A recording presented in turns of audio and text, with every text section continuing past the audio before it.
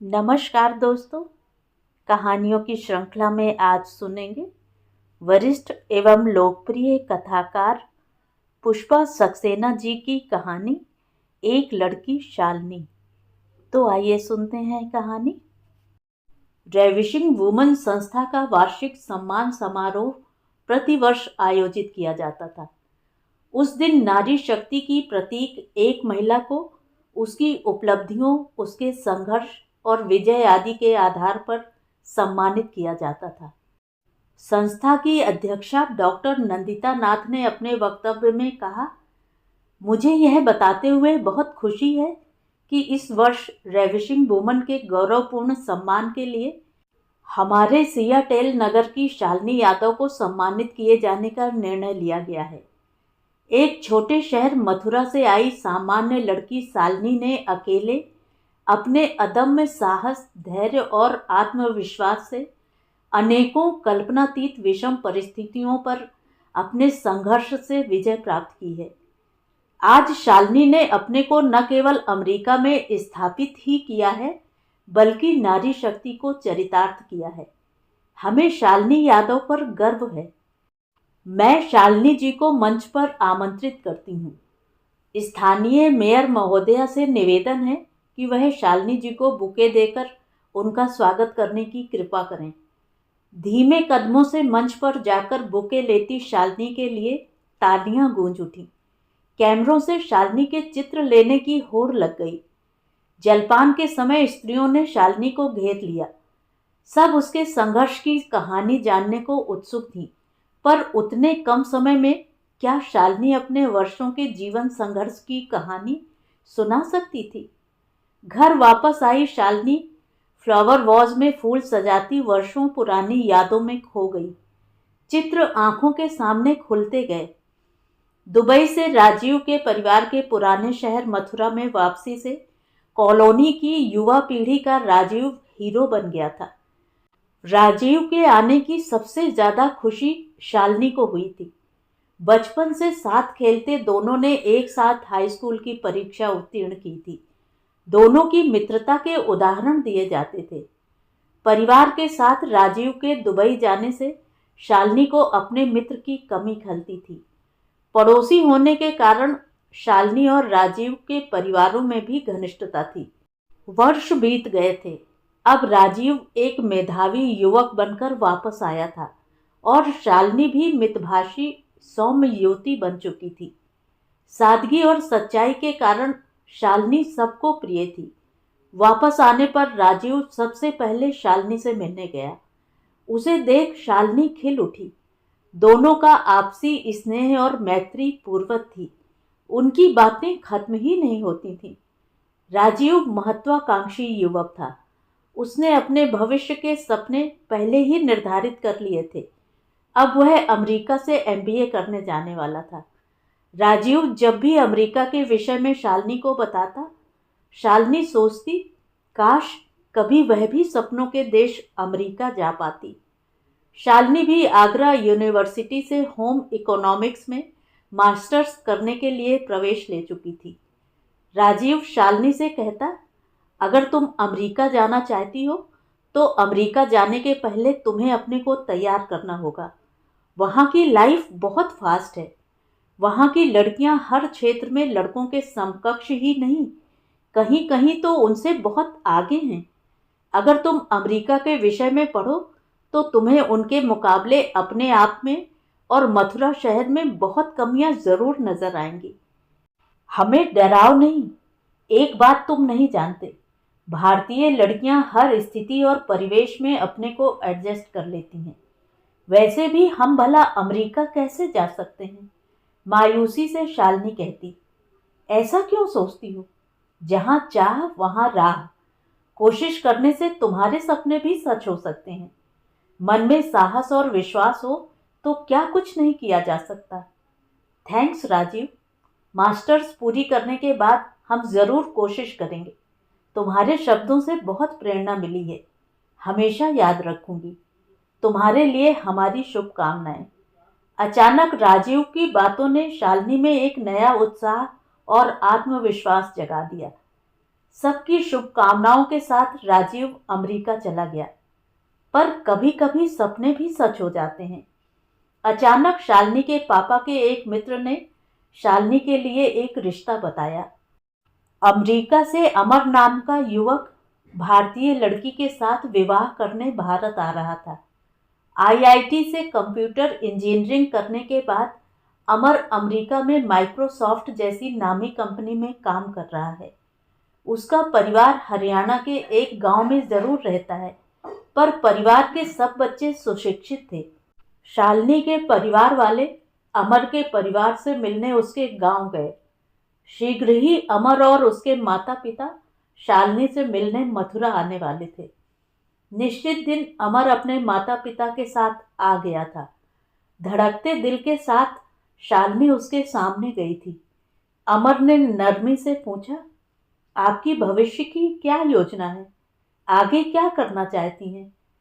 शालिनी ने धीमे से अपनी आगे की योजना बताते हुए कहा था, अगर आप कोई हाई फाई लड़की चाहते हैं तो मैं बिल्कुल वैसी नहीं हूँ। मेरी अंग्रेजी भी कमज़ोर है।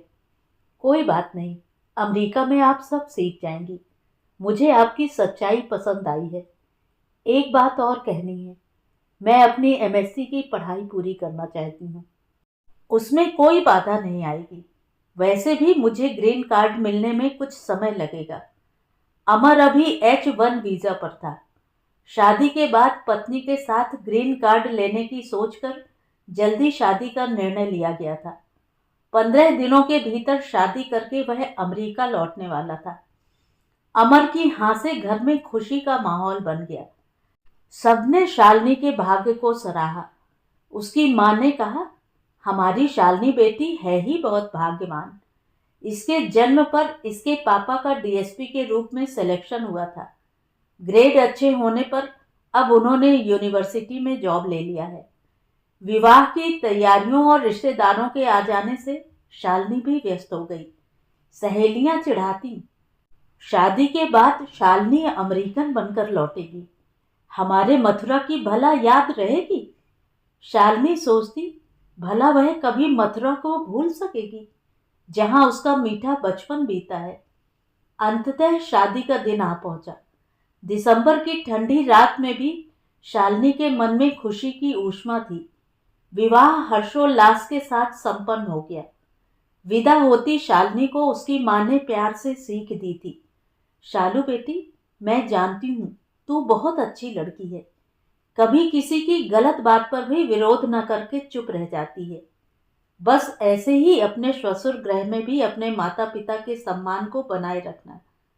ससुराल पहुंची शालिनी का स्वागत आशानुरूप उत्साह से नहीं किया गया। ससुर जी बेहद नाखुश थे। उनकी आशा के अनुरूप दहेज नहीं मिला था। अमर ने दहेज मांगने को मना कर दिया था। सास भी औरतों से कह रही थी, हमारा हीरा जैसा बेटा मथुरा वाले कौड़ियों के मोल ले गए। हमें डर था कहीं अमर किसी गोरी मेम के जाल में न फंस जाए, इसीलिए जल्दी में ये रिश्ता करना पड़ा। हम तो ठग गए। अरे कुछ कमीने ऐसे ही होते हैं, कुछ ना मांगो तो खाली लौटाते शर्म नहीं आती। ससुर जी बड़बड़ाते। माता पिता के लिए अपशब्द सुनती शालिनी की आंखों में आंसू आ जाते। उसके माता पिता ने अपनी सामर्थ्य से अधिक सामान दिया था। शालिनी उनकी सबसे बड़ी बेटी थी। उसकी शादी में दिल खोलकर खर्च किया था। अगर उन्हें पैसे ही चाहिए थे तो साफ शब्दों में अपनी मांग बता देते। अमर इन बातों के विरोध में कुछ नहीं कहते। सोचकर शालिनी दुखी होती, पर अमर से कुछ नहीं कहा। एक सप्ताह बाद जल्दी आने का वादा कर अमर चला गया। शालिनी भी अपनी पढ़ाई पूरी करने वापस मथुरा चली गई। 1.5 वर्ष बाद ग्रीन कार्ड पाने के लिए अमर वापस आया था। शालिनी भी एमएससी कर चुकी थी। दोनों को ग्रीन कार्ड मिल गया। अब शालिनी के अमेरिका जाने का समय आ गया था। पहली बार प्लेन में बैठती शालिनी को कुछ घबराहट हुई, पर अपने को बादलों के ऊपर उड़ते देख शालिनी उत्साहित हो उठी। सियाटेल का भव्य एयरपोर्ट देख शालिनी चमत्कृत थी। टैक्सी से बाहर देखती शालिनी को साफ चौड़ी सड़कों पर दौड़ते अनगिनत तेज भागते वाहन विस्मित कर रहे थे। सियाटेल की हरितिमा और सौंदर्य ने उसे मुक्त कर दिया। शायद स्वर्ग इसे ही कहते हैं। टैक्सी अमर के अपार्टमेंट के सामने रुकी थी। अपनी चाबी से दरवाजा खोल अमर ने शालिनी को अंदर आने को कहा था। घर के भीतर गई शालिनी ने एक नज़र अपने घर पर डाली थी। एक बैचलर के मुकाबले घर काफी सुव्यवस्थित था। अमर ने कहा, शायद फ्रिज में कुछ खाने का सामान बचा रखा होगा, अगर भूख लगी हो तो निकाल लो। नहीं, अभी फ्लाइट में तो इतना खाया है, शाम के लिए कुछ ताज़ा बना लूंगी। इतने दिन का बासी खाना कैसे खाएंगे? खुशी से शालिनी ने कहा, यहाँ बासी का कॉन्सेप्ट ही अलग है। महीनों पुराना खाना भी ताज़ा ही रहता है। तुम्हें अभी बहुत कुछ सीखना होगा, ये मथुरा नहीं है, स्पष्ट आवाज में अमर ने कहा। घबराइए नहीं, बहुत जल्दी सब सीख लूंगी, मुस्कुराकर शालिनी बोली।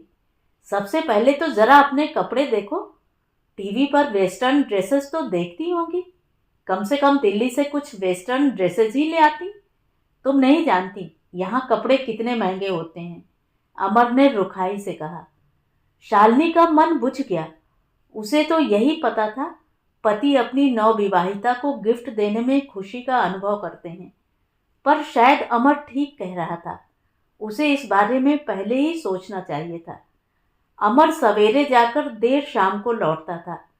वह अधिक बातें नहीं करता था। शालिनी को अमर के व्यवहार से कोई शिकायत नहीं थी। इतना जरूर था, जब भी उसके घर से फोन आता उसका मूड खराब हो जाता। हर फोन कॉल के बाद अमर को शालिनी से किसी न किसी बात की शिकायत हो जाती। तुम्हारे मम्मी पापा को यह भी नहीं पता लड़की की ससुराल में तीज त्योहार पर कितना सामान भेजना चाहिए? मेरे पेरेंट्स के भी तो कुछ अरमान थे। अगर हरियाणवी रीत रिवाज नहीं पता थे तो मुझसे शादी करनी ही नहीं चाहिए थी। नाराजगी में घर से बाहर निकल जाता और घंटों बाद वापस लौटता। अमेरिका में दिन बीतने शुरू हो गए। शालिनी हर बात को ध्यान से देखती, समझने की कोशिश करती। पास के घरों में रहने वाली स्त्रियों से शालिनी ने मिलना शुरू किया था। उसे खुशी थी उसके घर के पास उसकी तरह की कुछ लड़कियां विवाह के बाद अमेरिका आई थीं। नीता और सविता से शालिनी की अच्छी पटने लगी थी। हालांकि अंग्रेजी उसकी कमजोर थी, पर पास में रहने वाली अकेली वृद्धा मारिया उससे स्नेह से मिलती। उसने शालिनी को हिम्मत दी कि वह उनके साथ निसंकोच अंग्रेजी में बात कर सकती है। मारिया ने शालिनी को यह भी समझाया, इस देश में सब स्त्री पुरुष काम करते हैं। तुमने जो डिग्री ली है उसके आधार पर कोई काम कर सकती हो। मेरी एक फ्रेंड है, वह तुम्हें तुम्हारे योग्य काम के लिए तुम्हारी सहायता कर सकती है। मारिया की फ्रेंड की सहायता से शालिनी ने अपनी पसंद के विषय चाइल्ड केयर का लाइसेंस ले लिया, पर अभी काम शुरू करने की बात नहीं सोची। पहले उसे अमेरिकन जीवन शैली को समझना जरूरी था। इसके लिए सविता और नीता से बहुत जानकारी मिलती थी। सविता और नीता ने शालिनी को सलाह दी कि उसे ड्राइविंग सीख लेनी चाहिए, वरना छोटी छोटी ज़रूरतों और काम पर जाने के लिए उसे अमर पर निर्भर रहना पड़ेगा। ड्राइविंग सीखने की बात पर अमर बोला, वाह, लगता है तुम्हारे पर निकल आए हैं। मेरे पास दूसरी कार खरीदने के लिए फालतू पैसे नहीं हैं। वैसे भी तुम कौन सी नौकरी पर जाती हो? विश्वास रखिए, जल्दी ही कोई काम शुरू करूंगी। प्लीज़ मुझे ड्राइविंग सीखने की परमिशन चाहिए।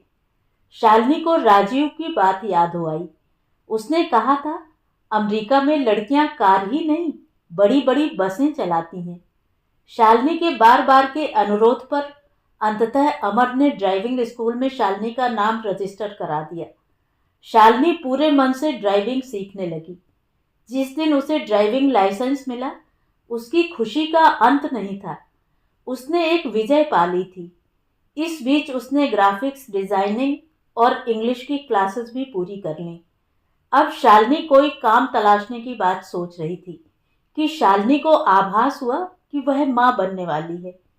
शालिनी की खुशी का ठिकाना न रहा। किताबें पढ़कर शालिनी अपने आने वाले शिशु के लिए अपने को तैयार कर रही थी। प्रसव समय निकट आने पर शालिनी ने बड़ी नम्रता से अमर से कहा, आपसे एक अनुरोध है। डिलीवरी के समय माँ के आने से मुझे साहस और सहायता मिलेगी। अगर आप अनुमति दें तो इस समय अपनी माँ को यहाँ बुलाना चाहती हूँ। ठीक है, पर यहाँ आने के लिए अपना टिकट उन्हें खुद खरीदना होगा। अभी मुझे कुछ फाइनेंशियल प्रॉब्लम है, वरना टिकट ज़रूर भेजता। अब देखो, बेबी के जन्म के पहले ही ढेरों सामान खरीदना होगा। हमारे हिंदुस्तान में ऐसे झंझट नहीं होते, संजीदगी से अमर ने कहा। आप उसके लिए परेशान न हो, माँ अपना यहाँ आने का खर्च उठा सकती हैं। शालिनी ने जब खुशी से यह बात आंटी मारिया को बताई तो उन्होंने आश्चर्य से कहा, क्या अमर को पैसों की प्रॉब्लम है? क्या तुम उसकी सैलरी जानती हो? मुझे नहीं लगता उसे इंडिया एक टिकट भेजना कठिन बात है। तुम्हारा ज्वाइंट अकाउंट तो होगा? नहीं आंटी, मुझे यहाँ के बैंक वगैरह के बारे में कुछ नहीं पता। मुझे जो भी चाहिए अमर से ले सकती हूँ। अमर को जरूर कोई मुश्किल होगी। शालिनी को अमर पर पूरा विश्वास था। माँ के आ जाने से शालिनी बेहद खुश थी। माँ ने आते ही शालिनी को सारे घर के कार्यों से मुक्त कर दिया। दामाद होने के कारण माँ अमर का बहुत ख्याल रखती, पर अमर उनके स्नेह के प्रति उदासीन रहता। बल्कि एक दिन उसने शालिनी से कहा, अपनी माँ से कह दो मैं बच्चा नहीं हूँ, अपनी परवाह खुद कर सकता हूँ। दिसंबर में शालिनी ने एक नन्ही बेटी नेहा को जन्म दिया।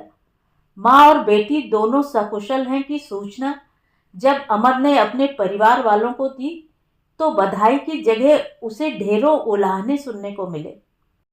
कौन सी खुशी की बात सुना रहे हो? कौन सा बेटा जन्मा है? तुझ पर एक और बोझ बढ़ा दिया। अमेरिका में शालिनी की माँ मौज उड़ा रही है। उसके टिकट पर अपने पैसे लुटा डाले। ससुर जी दहाड़े। तुझे अपनी माँ पर यकीन नहीं था, जो अपनी सास को बुलाकर हमें बेइज्जत किया है? हमें तो पक्का यकीन है शालिनी और उसके घर वाले तुझे लूट लेंगे। मेरी बात मान, बहुत हो गया। अब तू शालिनी से तलाक ले ले। तुझे एक नहीं 1000 अच्छी और अमीर घर की लड़कियां मिल जाएंगी। इत्तेफाक से शालिनी ने फोन के दूसरे कनेक्शन पर ये बातें सुन ली। उसे आश्चर्य था कि अमर ने एक भी बात का प्रतिवाद नहीं किया। इससे शालिनी स्तब्ध रह गई।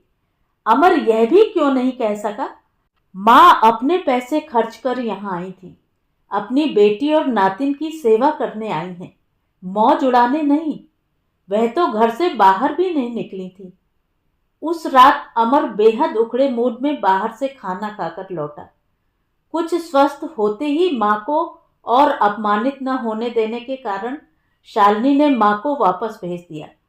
अमर से कोई शिकायत न कर अमर के साथ सामान्य जीवन व्यतीत करती रही।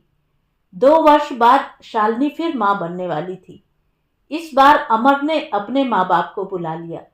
डॉक्टर ने कहा इस बार केस बहुत कॉम्प्लिकेटेड था। शालिनी को कंप्लीट बेड रेस्ट बताया गया था।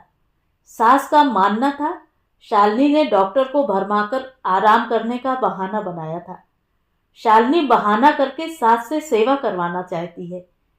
सास ने जोर देना शुरू किया, अल्ट्रासाउंड करा लो, अगर कोख में बेटी है तो उसे खत्म करना जरूरी है। शालिनी ने साफ मना कर दिया, जो भी हो वह किसी भी हालत में अल्ट्रासाउंड नहीं कराएगी।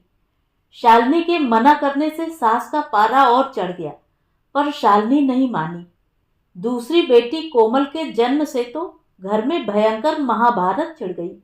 हाय राम, हमारे बेटे की तो किस्मत ही फूट गई। 2 कुलक्षणियां छाती पर मूंग दलने आ गई। हमारा अमर तो इन्हें पार लगाते लगाते कंगाल हो जाएगा। सास ने पोतियों को कोसना शुरू कर दिया। नन्ही कोमल इस दुनिया में आने पर अपने स्वागत को टुकुर टुकुर ताक रही थी। बेटा, हमारा इंडिया का टिकट कटा दो, हम यहाँ नहीं रह सकते। बच्चों के जन्म पर ननिहाल से कपड़े जेवर आते हैं, यहाँ हमें लूटा जा रहा है। बहाना बनाकर तेरी पत्नी अपनी सास से सेवा करवा रही है। ससुर जी ने सिर्फ नाराजगी ही नहीं दिखाई, बल्कि वापस चले भी गए। उनके वापस जाने से अमर बहुत दुखी था और इसके लिए वह शालिनी को उत्तरदायी मानता। माँ बाप की रोज की बातों और शिकायतों के कारण शालिनी और अमर के संबंधों में दरार आने लगी थी। उनका संबंध अब पहले जैसा नहीं रह गया था। अमर को अपने माँ बाप की बातें और शिकायतें उचित लगती। वह भी अक्सर कहता, जल्दबाजी के कारण मुझे भी धोखा हो गया।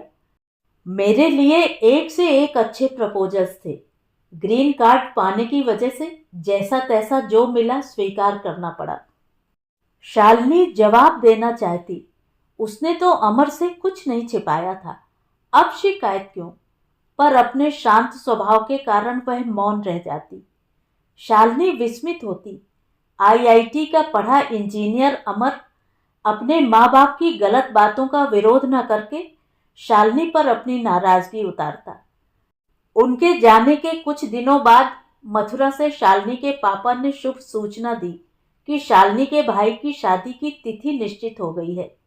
दामाद जी को विशेष आदर से निमंत्रित किया गया था। शालिनी की खुशी का ठिकाना नहीं था। इतने दिनों बाद अपने पति और अपनी बेटियों के साथ अपने घर जा रही थी। घर में परिवारजनों ने बहुत प्यार और उत्साह से शालिनी, अमर और उनकी बेटियों का स्वागत किया। मथुरा जाने के पहले अमर ने शालिनी से कहा था, शादी के घर की भीड़ भाड़ में पासपोर्ट और ग्रीन कार्ड सुरक्षित नहीं रहेंगे। इन्हें मेरे पापा के लॉकर में छोड़ जाओ। अमर की बात ठीक थी। शालिनी ने अपने महत्वपूर्ण डॉक्यूमेंट्स ससुर जी के पास रखवा दिए। हंसी खुशी शादी संपूर्ण हो जाने पर अमर वापस अमेरिका चला गया। शालिनी 1-2 माह अपने परिवार के साथ बिताने को मथुरा में ही रुक गई। अचानक एक दिन अमर का उदास स्वर सुनाई दिया, शालिनी, मेरा जॉब चला गया। तुम तो जानती ही हो, माइक्रोसॉफ्ट में ले ऑफ होते रहते हैं। अब कुछ दिन तुम्हें और मथुरा में रहना होगा। जैसे ही कोई दूसरा जॉब मिलेगा मैं तुम्हें बुला लूंगा। शालिनी दिन गिनने लगी। रोज प्रार्थना करती अमर को जल्दी कोई जॉब मिल जाए। दिन बीतते रहे। 3 महीने तक अमर से शालिनी को कोई जॉब मिलने का समाचार न मिलने से शालिनी के पापा को संदेह हुआ। उनके कहने पर शालिनी ने अपनी सहेली नीता से अमर के समाचार पूछे। नीता ने जो बताया वो शालिनी को स्तब्ध करने को काफी था। अमर की नौकरी नहीं गई थी। वह माइक्रोसॉफ्ट में पूर्ववत कार्यरत था। उसके माता पिता उसके साथ रह रहे हैं। वे सब लोग मजे से हैं। शालिनी ने अमर को फोन करके कहा अब वह अमेरिका वापस आना चाहती है। उसे अपने पासपोर्ट और ग्रीन कार्ड चाहिए। अमर का उत्तर सर्वथा अप्रत्याशित था। क्या कह रही हो? पासपोर्ट और ग्रीन कार्ड तो तुम्हारे ही पास थे। जरूर तुमने ये महत्वपूर्ण डॉक्यूमेंट्स खो दिए हैं। तुम भला मेरे पापा के पास ये जरूरी डॉक्यूमेंट्स क्यों छोड़ती? शालिनी के पांव तले जमीन खिसक गई। अमर का धोखा साफ सामने आ गया। पहले भी कई बार उसकी माँ को कहते सुना था, तू तलाक ले ले, एक से एक अच्छी लड़की मिलेंगी। इसमें है ही क्या? ना तो कोई दान दहेज लाई, ना ही अमेरिका में काम करके कमाई करने लायक है। हम तो जल्दबाजी में मारे गए। अब शालिनी के सामने बहुत बड़ी समस्या मुंह बाए खड़ी थी, पर उसने दृढ़ निश्चय कर लिया, वह किसी भी हालत में हार नहीं मानेगी। मथुरा से दिल्ली में स्थित अमेरिकन एम्बेसी के चक्कर लगाती शालिनी अमर के धोखे का सामना करने को दृढ़ प्रतिज्ञ थी। एम्बेसी के अधिकारी उसका सत्य मानने को तैयार नहीं थे। उनका कहना था, ऐसी घटनाएं आए दिन घटती हैं। शादी करके बहुत से लोग पत्नी को यहाँ छोड़कर अमेरिका वापस चले जाते हैं। तुम पर कैसे यकीन किया जाए कि तुम ग्रीन कार्ड होल्डर हो? दोनों बेटियों का जन्म अमेरिका में हुआ था। वे अमेरिकन नागरिक थीं। अतः अमेरिका से उनके जन्म के कागजात मिल जाने से उनके पासपोर्ट बन गए। सौभाग्यवश शालिनी के पास उसका ड्राइविंग लाइसेंस था। उसमें उसका पूरा पता था। शालिनी द्वारा उसका सोशल सिक्योरिटी नंबर बताने से अमेरिका से जानकारी मंगाई गई। जानकारी मिलने पर शालिनी को अमेरिकन एम्बेसी से एक बंद पैकेट दिया गया। पैकेट को न खोलने के निर्देश के साथ वो पैकेट उसे अमेरिका के इमिग्रेशन डिपार्टमेंट को देना था। शालिनी ने अमर और नीता को फोन से सूचित किया कि वह अमेरिका पहुंच रही है। भारतीय एयरपोर्ट पर दो नन्ही बेटियों के साथ बोर्डिंग के लिए प्रतीक्षा कर रही शालिनी को पुलिस ने बोर्डिंग करने से रोककर कहा कि अमेरिका में रह रहे उसके ससुर ने रिपोर्ट की है कि शालिनी झूठे दस्तावेजों पर अमेरिका जा रही है। शालिनी ने अपना बंद पैकेट दिखाया। अमेरिकी एम्बेसी के पेपर्स देखकर उसे जाने की इजाजत दी गई। यही कहानी लंदन एयरपोर्ट पर दोहराई गई। इतनी समस्याओं का सामना करने के बाद जब शालिनी अपनी दो नन्ही बेटियों के साथ सियाटेल पहुंची तो अमर उसे लेने नहीं आया था। नीता के पति ने उन्हें घर पहुंचाया। दरवाजा अमर ने खोला। शालिनी ने कोई बात नहीं की। कुछ देर बाद अमर ने नाराजगी से कहा, तुम बिना मेरी इजाजत कैसे आ गई? वापस इंडिया जाओ, माफी मांगो। जब इजाजत दूंगा तब आना। मैं यहाँ इसी घर में रहूंगी। इस घर पर मेरा भी आधा अधिकार है। शालिनी ने दृढ़ता से कहा। किस अधिकार की बात कर रही हो? तुम कर ही क्या सकती हो? मेरे बिना तुम कुछ नहीं हो। या तो मैकडोनाल्ड में काम करोगी या सड़क पर भीख मांगोगी। अमर ने तेजी से कहा। कानून मुझे न्याय दिलाएगा। अपने और बेटियों के अधिकार के लिए अन्याय नहीं सहूंगी। शालिनी की बात अमर की समझ में आ गई। अमेरिका के कानून से वह परिचित था। मित्रों ने भी अमर को शालिनी के साथ समस्या सुलझाने और समझौता करने की सलाह दी। अमर ने समस्या सुलझाने के लिए 3 महीने का समय मांगा। बड़ी बेटी नेहा को स्कूल में एडमिशन दिला दिया गया। अमर उसे स्कूल पहुंचाने और वापस लाने जाता था। शालिनी अब कुछ निश्चिंत हो चली थी। शायद अमर सच में उसके साथ समझौता करना चाहता था। एक दिन अमर ने शालिनी से घर के कागजातों पर यह कहकर साइन करा लिए कि वह घर को रीफाइनेंस कर रहा है। टैक्स के कागजों पर भी शालिनी के दस्तखत ले लिए। एक दिन शालिनी को किसी आवश्यक कार्यवश कहीं जाने के लिए कार चाहिए थी। अमर, मुझे जरूरी काम के लिए कुछ देर के लिए कार चाहिए। ऐसा कौन सा काम है जिसके लिए कार चाहिए? नहीं, तुम जब जी चाहे कार नहीं ले जा सकती, अमर ने क्रोध से कहा। अमर को कार्य बताने के बावजूद उसने चाबी देने से साफ इनकार कर दिया। कोई उपाय न देख शालिनी ने सामने रखी चाबी उठा ली। क्रोधावेश में अमर ने शालिनी को पीटना शुरू कर दिया। अपनी दोनों बेटियों को लेकर बदहवास शालिनी मारिया आंटी के पास पहुंची। उनके घर से शालिनी ने फोन से 911 को कॉल कर दिया। मिनटों में पुलिस पहुंच गई। पुलिस घरेलू हिंसा के अपराध में अमर को जेल ले जाना चाहती थी, पर अमर ने रो रो कर माफी मांगकर कहा, क्रोध में मुझसे गलती हो गई, अब ऐसा नहीं होगा। इसके बावजूद अमर रोज रात देर में वापस आता। उसका व्यवहार भी बदला हुआ था। एक रात उसने फोन करके शालिनी से कहा, अब मैं उस घर में कभी वापस नहीं आऊंगा। शालिनी जो चाहे करने को स्वतंत्र है। अब शालिनी के साथ उसका कोई संबंध नहीं है। पता करने पर शालिनी को ज्ञात हुआ पिछले 3 महीनों से अमर की बहन और उसके पेरेंट्स अमेरिका में रह रहे थे। अमर ने उनके लिए एक अपार्टमेंट ले रखा था। मित्र की बीमारी का बहाना कर वह रोज देर रात तक उन्हीं के साथ रहता था। इस बारे में अमर ने शालिनी को कुछ नहीं बताया था।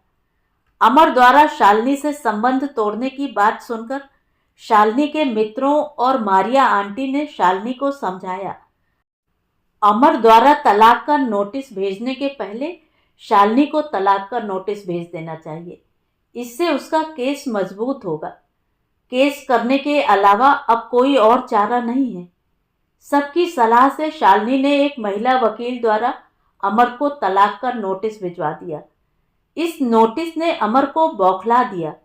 उसने कभी नहीं सोचा था मथुरा जैसे छोटे शहर की लड़की अमेरिका जैसे विशाल महाद्वीप की धरती पर संघर्ष करने का साहस कर सकती थी। उसने कोर्ट में जज और वकीलों के समक्ष खड़े होने की कभी कल्पना भी नहीं की होगी।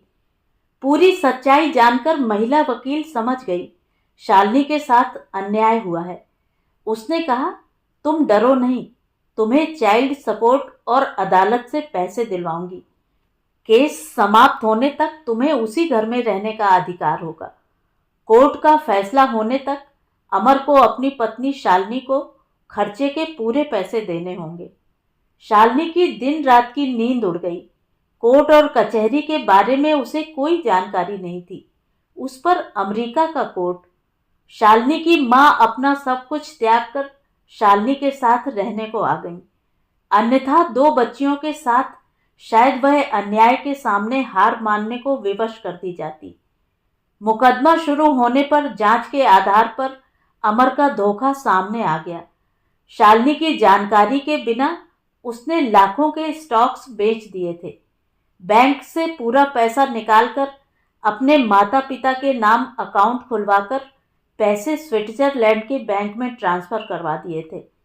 पूछे जाने पर अमर ने शालिनी पर इल्जाम लगाया कि वह उन पैसों से बिजनेस करना चाहती थी, पर जांच करने पर सच्चाई सामने आ गई। उसका इल्जाम बिल्कुल गलत था।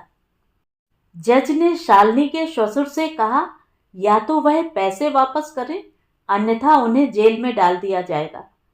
उन्होंने अपनी सफाई में कहा, उन पैसों से इंडिया में जमीनें खरीदी हैं। उसके लिए उन्होंने फर्जी कागजात भी बनवा लिए। ससुर ने शालिनी को पागल करार करने की कोशिश की। कहा उसके लिए वह उसका प्रमाण पत्र भी दे सकते हैं। शालिनी के पक्ष में उसके पड़ोसियों, मित्रों और भारत से आए एक वकील ने गवाही देकर शालिनी के पक्ष की सत्यता स्पष्ट कर दी। ससुर के सारे इल्जाम झूठे सिद्ध हो गए। दोनों पक्षों की बातों के आधार पर जज ने शालिनी के पक्ष में अपना निर्णय सुना दिया। यह सिद्ध हो गया था कि अमर ने अपनी पत्नी शालिनी को धोखा दिया है। शालिनी केस जीत गई। अमर को निर्देश दिए गए कि अमर अपनी रिटायरमेंट के पैसों से शालिनी को पैसे देगा, शालिनी के वकील की फीस का भुगतान करेगा, चाइल्ड सपोर्ट और 5 वर्षों की एलिमनी देगा। अपने लाभ के लिए अमर ने बेटियों की पूरी कस्टडी मांगी, पर उसे नियमानुसार ज्वाइंट कस्टडी ही दी गई। शालिनी के सामने अब एक बड़ा सवाल था, उसे क्या करना है? अपनी 2 बेटियों का उज्जवल भविष्य कैसे बनाना है? उन्हें किसी के सामने अपने को हीन नहीं समझने देगी। नहीं, वह हार नहीं मानेगी। स्वयं स्वाभिमान का जीवन जीते हुए उसे अमर के शब्दों को झुठलाना है। उसने कटु शब्दों में कहा था, तलाक का नोटिस तो भेज दिया है, पर क्या अकेले रहकर मेरे साथ वाली हाई स्टैंडर्ड जीवन शैली बनाए रख सकती हो? उसी शानदार लोकेलिटी में वैसे ही घर पर रह पाओगी? अपनी बेटियों को कैसे बड़ा कर पाओगी? उस स्कूल में पढ़ा पाना तो सपना भर बनकर रह जाएगा। शालिनी को जो पैसे मिले उनसे उसने उसी लोकेलिटी में एक अच्छा सा घर खरीद लिया। सहेलियों ने भी शालिनी को चाइल्ड केयर के आधार पर काम शुरू करने की सलाह दी। शालिनी, तुम्हारे पास चाइल्ड केयर का लाइसेंस है। जो पेरेंट्स काम पर जाते हैं उनके बच्चों की देखरेख का कार्य अपने घर में शुरू करो। इस तरह तुम्हें आर्थिक सहायता और संतोष मिलेगा। चाइल्ड केयर का कार्य शुरू करने से शालिनी को सच्चा सुख मिलने लगा। पेरेंट्स द्वारा उसके कार्य की प्रशंसा से बच्चों की संख्या बढ़ती गई। शालिनी अब पूर्णतः आत्मनिर्भर स्वाभिमानी स्त्री थी। उसके घर के सामने की बगिया उसके पुराने शौक की परिचायक थी। उसके गुलाबों की सुंदरता देखने लोग आते थे। अपनी कार से बेटियों को स्कूल छोड़ने जाती शालिनी अपनी सहेलियों के प्रति आभारी थी, जिन्होंने उसे अमेरिकी जीवन की आवश्यकताओं से परिचित कराया था। दिन महीने वर्ष बनकर बीतते गए। नन्ही नेहा कॉलेज पहुंच गई। अब वह अमेरिका की प्रसिद्ध यूनिवर्सिटी में कंप्यूटर साइंस के 3य वर्ष में थी। छोटी बेटी कोमल ने भी इस वर्ष नामी यूनिवर्सिटी में प्रवेश लिया था। शालिनी जब अपने अतीत की समस्याओं के विषय में सोचती है तो स्वयं विस्मित होती है। कैसे वह उन समस्याओं के आगे अपराजित खड़ी रही। पिछले कुछ दिनों से उसकी माँ और फ्रेंड्स उसे राय देने लगे हैं। अब शालिनी को अपने विषय में कुछ सोचना चाहिए। कुछ समय बाद उसकी बेटियों का अपना जीवन होगा। वह कहाँ तक शालिनी का साथ दे सकेंगी। अमेरिका में माँ बाप को अलग होते और दूसरा विवाह करते देखते हुए ही बच्चे बड़े होते हैं। कुछ नहीं तो उसे कोई सच्चा और ईमानदार पुरुष मित्र ही बना लेना चाहिए। आज अमेरिका की संस्था द्वारा शालिनी को रेविशिंग वुमेन के सम्मान से सम्मानित किया गया है। हाथ में फूलों का बुके थामे शालिनी सोच रही थी, उस सीधी सादी भीरू सी लड़की में कहां से इतना साहस और आत्मविश्वास आ गया था। किस प्रेरणा से वह अपराजित खड़ी रह सकी। कौन था इसके पीछे। फोन की घंटी ने शालिनी की तंद्रा भंग कर दी। दूसरी तरफ से एक परिचित आवाज थी, congratulations ravishing women, Rajiv here. Rajiv, तुम कहाँ हो?